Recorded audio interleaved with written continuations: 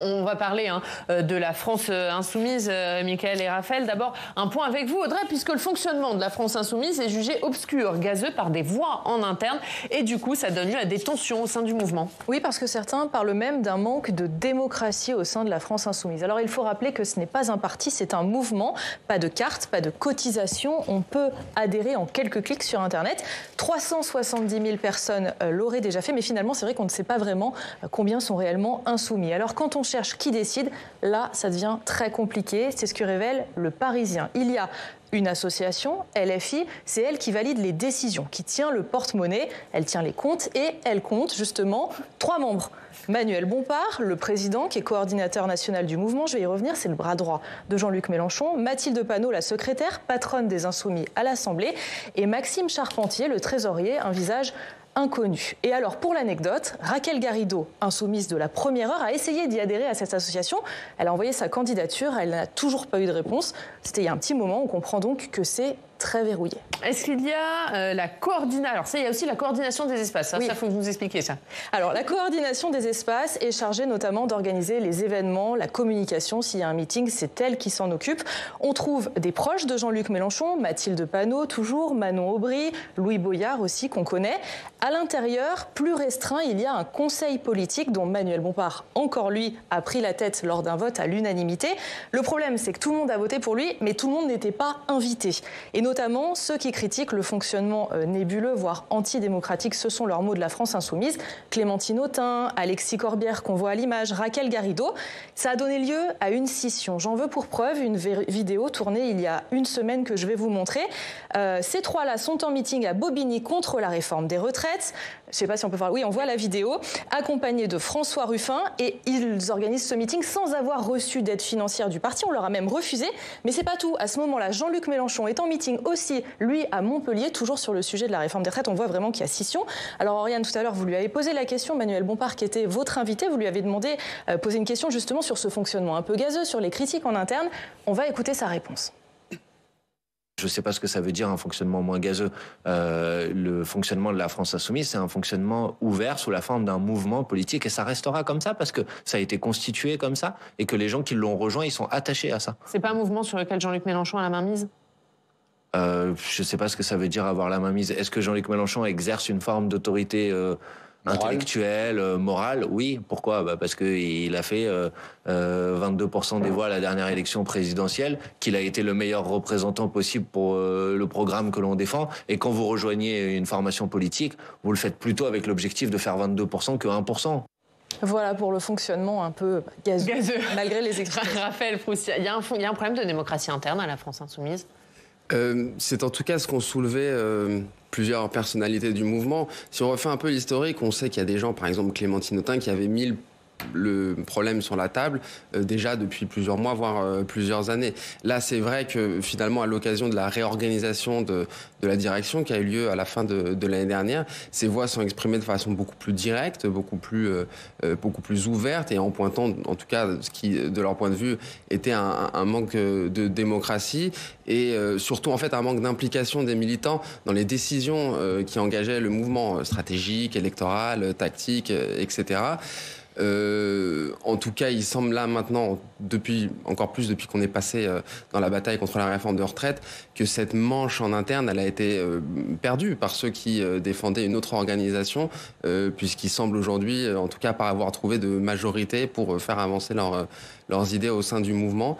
En tout cas, le débat continue d'exister, ça c'est sûr. Ouais, Mickaël, c'est un fonctionnement trop gazeux, comme le dénonce notamment Clément. Ah, il n'est pas gazeux, il est très précis. Pas de démocratie interne, ultra-verrouillage, contrôle total de 3 personnes et purge quand on n'est pas d'accord. C'est un parti autocratique, extrêmement classique que l'on connaît dans d'autres pays et qui ont prouvé leur efficacité dans des pays où la démocratie n'a pas lieu d'être.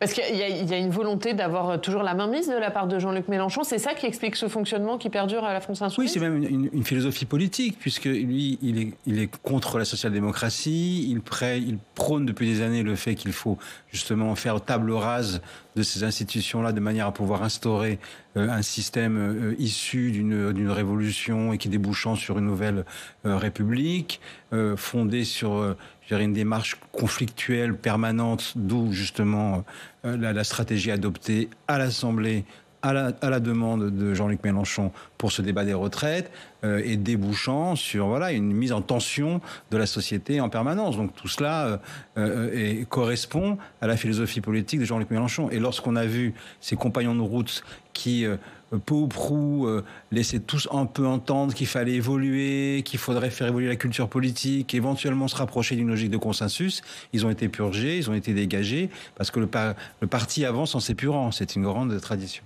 Ça correspond à une philosophie politique, Raphaël ? Je pense quand même que si on remet les choses en perspective, même des gens, j'ai cité Clémentine Autain, mais même elle a dit que l'organisation qui a été celle du mouvement depuis sa création fin 2016, début 2017, avait eu son intérêt et avait eu son efficacité à un moment. Ce que les personnalités qui sont opposées à la nouvelle direction, nouvelle organisation dit, c'est que maintenant il est temps de passer à une nouvelle étape après l'élection présidentielle de 2022. Et ce qui avait pu constituer un avantage dans les campagnes électorales avant, aujourd'hui était, de leur point de vue en tout cas, davantage un frein. Donc finalement, le débat est peut-être pas aussi manichéen que ça. Simplement, il y a beaucoup de gens qui se disent peut-être que maintenant on est moins nécessité dans une espèce de forme d'organisation un peu, je dirais pas militaire, mais il y avait un peu cet esprit, vu qu'il n'y a pas d'échéance électorale, en tout cas dans les mois à venir, et que donc c'était peut-être le moment de poser les bases d'une nouvelle organisation. Est-ce qu'il y a un problème Mélenchon ? Est-ce que Jean-Luc Mélenchon, il fait plus de mal que de bien à la France insoumise et à la NUP ? C'est ce qu'en interne certains pensent aujourd'hui, sans vouloir vraiment l'assumer ou l'avouer, mais un Ruffin le pense, même aujourd'hui les Garrido et Corbière le pensent, de toute façon il a fait aussi son temps. Vous savez, à un moment donné, le leader qui a été la locomotive devient aussi un boulet. C'est une démarche de l'histoire, on l'a vu dans d'autres partis, et je pense que Jean-Luc Mélenchon est frappé par cette période-là et par cette démarche, d'autant plus que l'enjeu, effectivement, et d'ailleurs c'est même Ruffin qui l'avait dit, l'enjeu aujourd'hui, depuis l'arrivée à l'Assemblée nationale, est de montrer la capacité à produire de la politique publique, à pouvoir à porter vraiment ce que veulent des politiques qui peuvent aider les Français, et jusqu'à présent, c'est un peu compliqué quand même pour la NUPES, en tout cas pour la France insoumise, de pouvoir le prouver. Là, ils n'ont pas réussi à faire beaucoup avancer leurs idées durant ce débat, à part la capacité à pouvoir se faire entendre et à pouvoir créer de la conflictualité. Et d'ailleurs, c'était une des raisons, et les termes employés par aussi Clémentine Autain dans son texte cet été, c'était de dénoncer l'opacité, de remettre en question le rapport à la conflictualité, d'être capable d'être beaucoup plus dans la recherche de consensus. Et il nuit à la NUP. Jean-Luc Mélenchon, Sandrine Rousseau sur notre plateau lundi disait qu'il fallait un acte 2 de la NUP plus clair, plus démocratique. Je pense qu'elle faisait particulièrement référence à la journée de jeudi dernier où il y a effectivement ce tweet qui dénonçait le retrait des amendements du Parti communiste, et puis aussi ces déclarations de la manifestation qui disaient que la multiplication des journées d'action, de mobilisation avait peut-être atteint ses limites. Ponctuellement, oui, il y a des députés de la NUPES qui ont pu penser que ces sorties-là, précisément, avaient nui au débat, ou en tout cas la stratégie du groupe à l'Assemblée. Il n'empêche que si on est tout à fait honnête, sans Jean-Luc Mélenchon, il n'y aurait pas de NUPES aujourd'hui. Donc je pense que le débat, il est moins là-dessus que sur... disons que en quittant l'Assemblée nationale et en prenant des nouvelles fonctions de président de l'Institut La Boétie, la fondation qu'il préside aujourd'hui, il a donné le sentiment à beaucoup de gens, pas de quitter la vie politique, mais de faire un pas côté ou de se mettre en retrait, quelle que soit la façon dont on l'a interprété. Et il se trouve qu'on voit bien que plusieurs mois après, il reste de toute manière son ombre plane autour des débats, que ça soit la France insoumise ou la NUPES. Donc il y a aussi beaucoup de gens qui ne savent pas vraiment à quoi s'en tenir avec Jean-Luc Mélenchon. Oui, justement, parce que Jean-Luc Mélenchon n'est plus député, mais quand il y a eu ce tweet, finalement, une partie des débats qui étaient censés être consacrés à la réforme des retraites a eu lieu autour du tweet de Jean-Luc Mélenchon. C'est l'exécutif qui a commencé à le mettre sur la table, et puis ça s'est envenimé avec des échanges avec Manuel Bompard. Donc on voit que même si il n'est plus à l'Assemblée, il n'est plus député, il est toujours finalement dans le Palais Bourbon. C'est toujours lui. Oui, mais c'était l'enjeu depuis le début de la législature. À partir du moment où il avait décidé de ne plus se représenter à l'Assemblée, le problème de Jean-Luc Mélenchon, c'était son existence par rapport au sein de son mouvement et par rapport à l'opinion et par rapport donc à l'exécutif. Donc il a fait ça exactement à dessein, sachant pertinemment que tout le monde reprendrait son propos et qu'il organiserait le débat autour de lui, ce qui fait évidemment grincer des dents aussi en interne, et ce qui précipite ce vers quoi on va aller, c'est-à-dire je dirais le désossement et le démantèlement de la NUPES, qui de toute façon a été, grâce à son, je dirais, sa présence d'esprit, son génie politique, une mise en cartel électoral, mais qui n'a pas vocation à être un mouvement. Pour vous, on va avoir un désossement? Bah oui, c'est déjà le cas. Hein. Raphaël, elle a une espérance de vie très courte, la NUP, pour vous aussi? Alors, la vie de la NUP est compliquée, elle est faite de soubresauts, d'allers-retours. Après, voilà, c'est toujours un peu compliqué de décréter le désossement ou la mort de la NUP, ou en tout cas de donner une date, parce qu'on a dit ça déjà depuis les législatives, et on voit bien qu'aujourd'hui ça existe toujours. La question c'est quoi la NUP en fait finalement?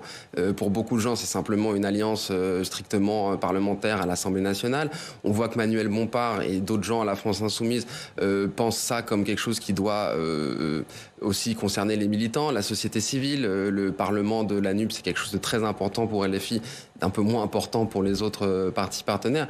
Mais en tout cas, voilà, la vraie question, c'est est-ce que ça peut continuer à être une coalition électorale? Je ne pense pas qu'au Parlement, la NUP en tant que telle va disparaître. En tout cas, on voit bien que les groupes, même s'ils sont opposés à Jean-Luc Mélenchon, ils ont besoin de cette alliance à l'Assemblée. En revanche, aller plus loin, et notamment pour des candidatures en commun, ça, c'est vraiment un sujet qui reste encore en débat. Hein. Est-ce que ce que redemande de Manuel Bompard ce matin chez nous, il a dit qu'il voulait des candidatures communes aux sénatoriales, aux européennes, même s'il est bien conscient que les écologistes n'en veulent pas. C'est ça, c'est justement ce qui sera le point crucial. Mais la vérité des prix, ce seront les élections européennes. Même si, effectivement, les soubresauts, les tensions et la volonté de porter ça à bout de bras avec des déclarations plus ou moins sincères va continuer, aux élections européennes, il y aura des listes séparées et ce sera la fin de la NUP. On va parler des syndicats dans quelques instants. Est-ce que ce qui s'est passé avec Jean-Luc Mélenchon et le fait que cet article 7 n'ait pas été examiné, ça crée une fracture entre la France Insoumise et le monde syndical ? En tout cas, du point de vue des partenaires, particulièrement les socialistes, les écologistes, les communistes, il y a eu parmi les députés un certain sentiment de gâchis, en fait, de voir à la fois Laurent Berger, mais aussi Philippe Martinez, critiquer, prendre du temps de parole pour critiquer cette stratégie à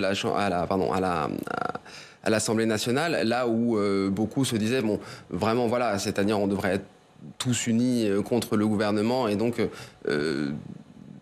on devrait aider les syndicats, et de voir les syndicats manifestement pointer du doigt et dénoncer cette stratégie, c'est pas forcément la bonne façon de faire. Ceci dit, il y a entre Jean-Luc Mélenchon et les centrales syndicales depuis déjà plusieurs années, je dirais une incompréhension, mais même de toute façon ils sont pas d'accord sur la façon de faire, c'est-à-dire que pour Jean-Luc Mélenchon, il y a une partie de la France insoumise. Les manifestations à l'ancienne, la mobilisation syndicale, elle est nécessaire, elle est utile, mais eux pensent vraiment qu'il faut autre chose aussi, par exemple les manifestations le week-end, et ils pensent que tout est complémentaire. Là où le reste de la gauche est peut-être dans une posture un peu plus traditionnelle et se disent, nous, on doit être en soutien du mouvement syndical et on doit en tout cas leur donner les rênes et surtout pas donner l'impression de vouloir mener notre propre stratégie. Justement, on va parler du mouvement syndical et de cette contestation contre la réforme des retraites. Emmanuel Macron était à Rungis à l'aube hier à la rencontre de la France qui travaille et qui se lève tôt. C'était le message. Il en a profité pour défendre sa réforme des retraites. Mais l'intersyndicale ne cède pas. Yann Effelé. Comme une mise en jambe avant le salon de l'agriculture samedi. Emmanuel Macron à la rencontre de la France qui se lève tôt, dès 5h hier. C'est un message de reconnaissance, d'abord, devant toutes celles et ceux qui permettent au pays de tourner, de vivre. Une opportunité pour lui de réinvestir la valeur travail devant les caméras. Au cours de sa déambulation, le président est régulièrement interpellé. Est-ce que vous en pensez des gens qui sont travaillés dans des situations comme ça, au niveau des retraites? L'occasion pour lui de défendre la réforme sur le terrain. Oui, il faut travailler un peu plus longtemps, en moyenne tous, parce que sinon on ne pourra pas bien financer nos retraites. Devant les professionnels, Emmanuel Macron justifie le report de l'âge légal comme une mesure de bon sens. si c'est un mensonge qui rassure, je préfère la vérité qui fâche. Et donc, oui, nous vivons plus âgés. Oui, nous avons un système par répartition qui est le patrimoine de ceux qui n'en ont pas et qu'il faut préserver. Une référence pas vraiment du goût de l'intersyndicale.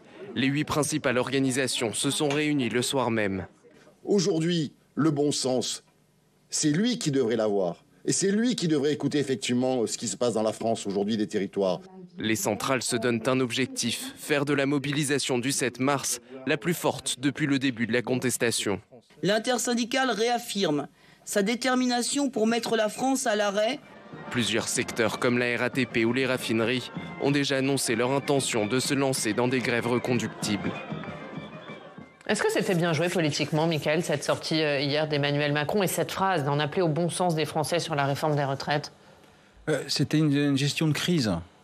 Parce qu'en fait, Emmanuel Macron l'a fait pour une seule raison. Il a lu très attentivement les études et les verbatims de ceux qui sont plutôt du côté de Marine Le Pen et qui considèrent qu'il souffre d'un manque de reconnaissance. C'est sa première phrase quand il arrive, en disant c'est pour reconnaître les gens. Et il sait très bien que de ce point de vue-là, il y a un déficit sur le volet social, sur le volet de la reconnaissance, et en particulier sur ces fameux travailleurs de la deuxième ligne qu'il avait encensés à l'époque du Covid et qui ont le sentiment d'être maintenant abandonnés. Donc il fait cette sortie pour cela. Et ensuite, pour pouvoir faire l'appel aux entreprises de aider, en particulier énergétique, dans l'énergie, de pouvoir donc aider les Français. C'est pour cette raison-là qu'il fait cela. Il ne pouvait pas le faire au Salon de l'Agriculture parce qu'il va être happé par d'autres sujets et son discours ne sera pas audible. Donc il fallait qu'il vienne pour compenser le déficit qu'il a et qui lui est retransmis régulièrement dans sa relation avec les Français, en particulier avec les Français justement de classe beaucoup plus populaire qui pourraient se tourner vers Marine Le Pen et qui sont en train de se tourner vers Marine Le Pen, absolument très clairement selon les études, et on le voit, et c'est la grande crainte de l'Élysée justement dans la série vers 2027 de ce qui se prépare. Raphaël. Je pense qu'il y avait aussi une demande de la part de son camp de le voir peut-être monter un peu plus en première ligne, expliquer finalement le fond de cette réforme que lui a voulu, puisqu'il l'avait suspendue en 2019, a décidé de la réintroduire. Et donc il y avait aussi peut-être point de vue de ceux qui, à l'Assemblée, ont tenu difficilement pendant 2 semaines contre tous les opposants à cette réforme, de voir le chef de l'État finalement redire pourquoi c'était nécessaire de son point de vue et quel était le sens de cette réforme. Et effectivement, faire cet effort de pédagogie qui doit continuer à être fait de leur point de vue, puisqu'on voit bien que jusqu'au 7 mars, l'histoire est loin d'être finie. Quoi. Et c'était aussi un message pour son camp. Est-ce qu'il a trop laissé Elisabeth Borne et les députés monter au front ? Est-ce qu'il est trop resté en arrière sur cette réforme qui est au cœur des préoccupations des Français ? Je crois que c'est un message pour la droite. Parce qu'il a fait une scénographie sarkozienne. Il a utilisé les mêmes mots de la France des Français qui se lèvent tôt. Il a fait exactement la même posture en fait, à contre-temps. Quand Nicolas Sarkozy, au début de la réforme des régimes spéciaux de la SNCF, va voir les cheminots, se met devant les cheminots et leur dit « c'est pas la rue qui va m'imposer quoi que ce soit », Nicolas Sarkozy a expliqué à Emmanuel Macron qu'il aurait dû le faire depuis le début. Là, il le fait, mais avec retard. Et il vient effectivement dire « je viens assumer quelque chose, même si ça fâche, et j'en appelle à votre bon sens ». C'est très tard, c'est tardif, mais ce qui est intéressant, c'est que la scénographie est totalement, inspirée par une scénographie qui justement parle à la droite, parce qu'en ce moment d'autres enjeux sont en train de se mettre en place, puisqu'il y a, on sait, un dialogue, en tout cas une tentative nouvelle de Nicolas Sarkozy d'amener Emmanuel Macron à un accord officiel avec la droite après la réforme des retraites pour pouvoir changer la donne politique après. C'est encore d'actualité ça ? Après, depuis l'élection d'Éric Ciotti ? C'est à nouveau d'actualité. Nicolas Sarkozy reçoit beaucoup de monde et explique qu'après les retraites, il faudra faire le rassemblement. Et donc, c'est ce qu'il vend, entre guillemets, à Emmanuel Macron, qui cherche aussi une sortie, vraisemblablement sur un chantier institutionnel. On verra comment ça se passera. Mais en tout cas, il y a ce travail qui se fait. Donc, c'est aussi cette sortie, cette scénographie, je dirais, d'Emmanuel Macron, vient aussi envoyer tous ces messages à cette partie de la classe politique. Raphaël, tu sens un message à la droite aussi? Oui, c'est un message à la droite, c'est très bien dit, je ne vais pas revenir dessus, mais on parlait de François Ruffin tout à l'heure, qui insiste lui aussi, par exemple, qui est quelqu'un, je pense, qui a gagné des points dans cette bataille des retraites, en tout cas à l'Assemblée, lui aussi, et sur ce créneau, la France qui se lève tôt, la France du travail, etc. Donc il y a aussi un enjeu à parler à cette France-là, puisqu'on voit bien qu'il y a, en tout cas sur cette réforme, une incompréhension entre une partie surtout, enfin, elle est très claire sur les actifs concrètement. Donc il y a effectivement aussi un enjeu à occuper ce terrain, même si c'est vrai que le Rassemblement national peut-être dans l'opinion à un coup voire 2 coups d'avance, mais on voit bien qu'en tout cas du côté d'une partie de la gauche, il y a la volonté de reconquérir cet électorat, ou en tout cas de regagner des points dans l'opinion. De ce point de vue-là, effectivement, aller à la rencontre de cette France-là, ça peut être tout sauf accessoire. Et cette phrase sur le bon sens, elle a fait réagir à l'intersyndicale, hein. On les a entendus, qui réaffirment sa volonté de bloquer le pays le 7 mars. Est-ce que ça peut relancer le mouvement de dire j'en appelle au bon sens des Français? Ça peut apparaître comme une forme de déconnexion de la part du président? Je pense que de toute façon, au point où on en était, les positions sont tellement antagonistes que est-ce que finalement ça va aggraver ou pas? Je pense que voilà, à partir du moment où la date du 7 mars a été fixée, maintenant on est simplement dans une espèce de construction de montée en puissance, parce que voilà, c'est une chose d'agiter cette date, mais il va falloir que cette journée d'action soit vraiment réussie, parce que ça va être une date extrêmement cruciale. On parle de bloquer le pays, de payer à l'arrêt. Forcément, on a mis la barre très haut du côté des syndicats. Maintenant, voilà, il s'agit de rassembler le plus possible pour ne pas rater cette date. Ouais, c'est une journée à haut risque politiquement pour l'exécutif, ce 7 mars. Beaucoup plus pour les syndicats que pour l'exécutif, parce qu'effectivement, l'objectif, d'abord, sera très difficile d'évaluer si la France a été à l'arrêt ou pas. D'abord, ce terme montre bien qu'il n'y a pas d'accord entre les syndicats. C'est un terme neutre qui ne veut pas dire grand-chose en réalité, mais qui montre surtout qu'il n'y avait pas il y a des divergences stratégiques déjà sur est-ce qu'il faut continuer un mouvement de grève perlée, est-ce qu'il faut revenir aller sur du reconductible, est-ce qu'il faut faire un blocage à l'ancienne. Ils ont trouvé ce terme qui ne veut pas dire grand-chose, parce qu'il sera extrêmement difficile à mesurer. Ça veut dire quoi, la France à l'arrêt? Et pour 24 heures, ça servirait à quoi en plus? Donc, ils sont maintenant à un point de vérité, d'autant plus qu'ils ont la conscience d'avoir beaucoup gagné, regagné dans ce mouvement depuis les Gilets jaunes. Ils ont réussi à mobiliser très fortement, et au-delà même de leurs abonnés, je dirais. Ils ont maintenu des manifestations sans débordement et sans violence.